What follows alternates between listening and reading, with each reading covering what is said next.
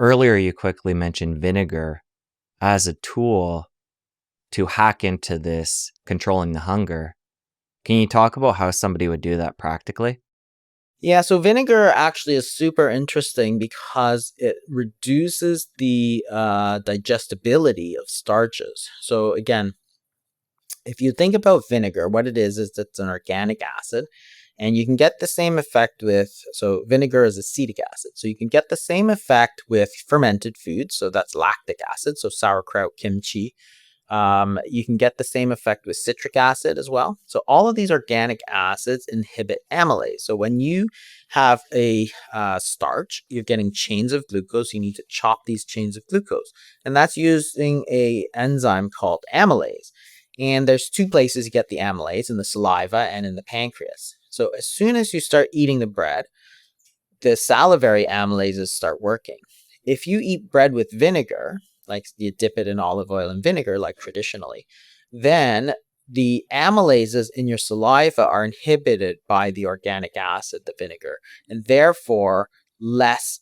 You don't chop up the glucose as quickly, which means that you're slowing the absorption. So instead of getting that huge spike, you're getting the sort of more gradual thing, which makes a difference. So it can work very well. So all of these things are actually traditionally done, right? Like people have dipped their bread in vinegar, like sushi rice is vinegared rice, right? If you eat potato salad, you just add a splash of vinegar. So all of these things have been done, and maybe because they actually slow down the absorption, which makes it a lot better. Because again, when you're slowing down the absorption, you're not going to get this thing we talked about, the massive spike up and the massive spike down, where you actually go down below normal blood glucose. You're sort of leveling out your blood glucose levels. Even though the vinegar has very few calories, it's the acid that you're after. And people have talked about it for a long time, how eating fermented foods is good for you, and vinegar. So all of these things impact the hunger because of the way that our body digests them.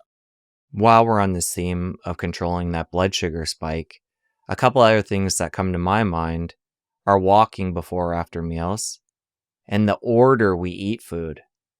Can you talk to those and then any other hacks or tools in that realm?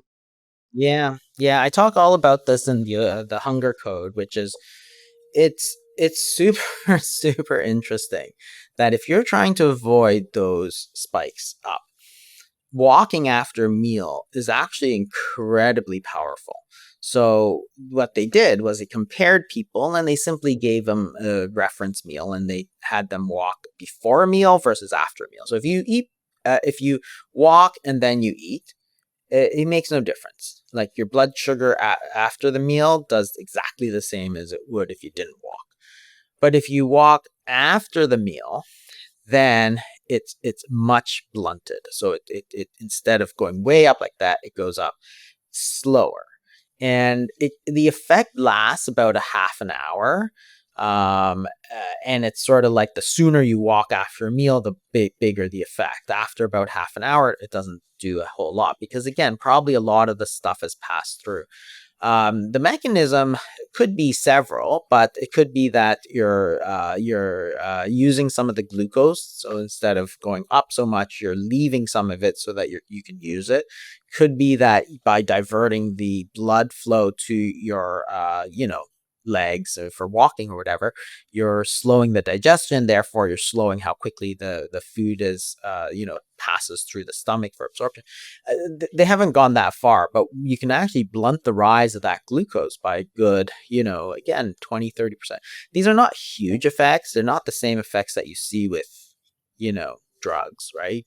There you get massive effects.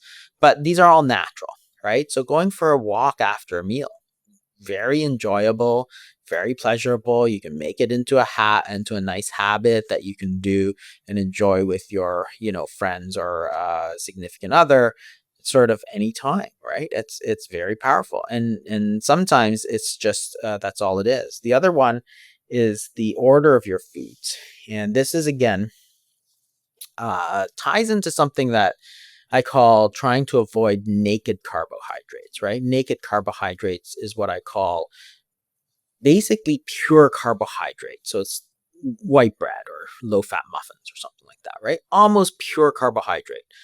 And the problem is that if you think about how we digest food, if you take a slice of white bread and jam, which is pure carbohydrate, you put it into the stomach churns it around, and then it shoots out these small, boluses of food for you to absorb. If you've got white bread and jam, all you've got is pure carbohydrate. What's coming out the stomach into the small intestines for absorption is 100% carbohydrate. If you eat a mixed meal, so carbohydrate along with vegetables and whatever, right? So you eat a hamburger instead of pure bread. You've got proteins, you've got fats, you've got carbs. But in the stomach, it's all going to get churned together. So when that bolus of food comes out into the intestines, you don't have 100% glucose. You have 30% proteins, 30% fat, and 30% glucose. Remember that proteins and fats are not glucose. Only carbohydrates are glucose. When you look at your blood glucose effect, instead of 100% boom like this, you got 30%, right? Because you've got all this other stuff that's churned up and mixed up in the stomach. So therefore, you're going to slow your rise.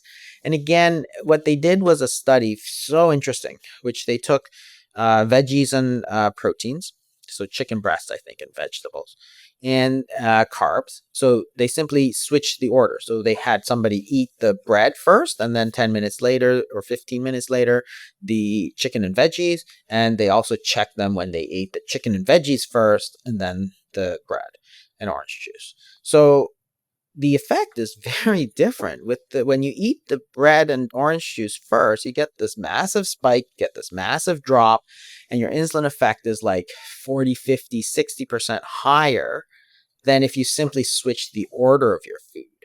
So by switching and eating the veggies and proteins first, and then 10 minutes later eating the carbs, you're getting much less insulin effect. So you're getting, again, same food, exact same foods, but the hormonal effect is tremendously different, right? When you're eating the bread and orange juice 10 minutes before your chicken and veggies, what goes down is pure carbohydrate, 100% carbohydrate. When you start digesting, what comes out into the small intestines for absorption is 100% carbohydrate. And that's the big problem. You've got all this carbohydrate, you're going to get this massive glucose spike. There's no way around it, right? So all you have to do is switch the order. So instead of eating the bread first with, how a lot of restaurants give you bread first, there's a lot of problems with that because you're hungry, so you're going to eat more of the bread, and two, you're going to have this 100% carbohydrate. If you simply switch the orders, you're eating you're filling up, sort of, so to speak, with your proteins and veggies and all that sort of stuff. You're not only going to eat less carbohydrate later, right? Because you've eaten already. You're not going to eat as much of the bread later. But for the bread that you eat, for the carbohydrate you eat, you're going to get much less effect on the glucose, which is the hormones that ultimately affect the weight. And that's the real issue.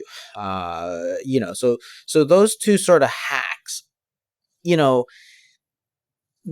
hacks in a way, but they're also just understanding human physiology to make it work better for weight loss. If that's your goal, then you have to understand all of these things because it's the hormones that make the effect.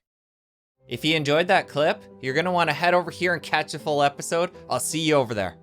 So we think that weight gain, weight loss is all about the individual, about willpower, and about calories. That's almost all wrong. Your body regulates body fat, sort of like a thermostat.